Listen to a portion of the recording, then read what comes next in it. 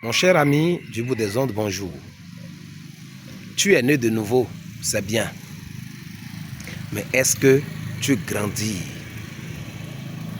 Bien-aimé, quand un enfant naît, ses parents s'entendent à ce qu'il grandisse, qu'il mange, qu'on s'occupe de lui et qu'il grandisse.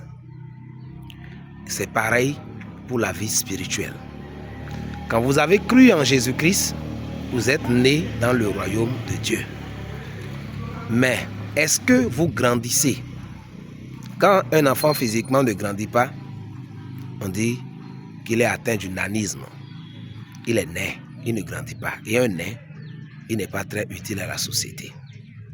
Bien-aimé, si vous avez connu Jésus comme votre Seigneur depuis quelques mois ou depuis quelques années, vous devez évaluer et voir est-ce que vous grandissez dans la connaissance de Dieu.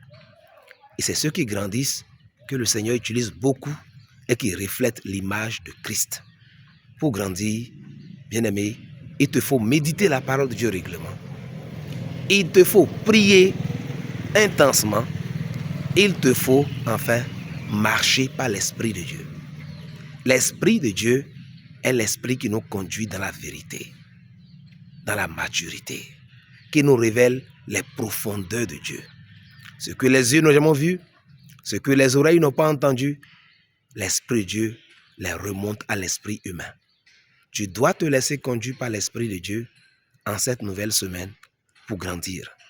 Je suis content que tu aies accepté Jésus-Christ, mais est-ce que tu grandis dans la connaissance de Dieu? C'est important. Si tu as Jésus et que tu ne grandis pas, ta vie spirituelle n'aura pas d'impact. Tu seras enclin au péché et tu vas subir les terrorismes du diable, les souffrances de ce monde méchant. Que Dieu te bénisse. Applique ce que je viens de dire. Lis la parole de Dieu constamment pour la comprendre et la mettre en pratique. Prie comme si c'était ce qui va dépendre, ce qui va définir ta vie, et laisse-toi conduire par l'Esprit de Dieu. Coach Amos, lui, je vous aime.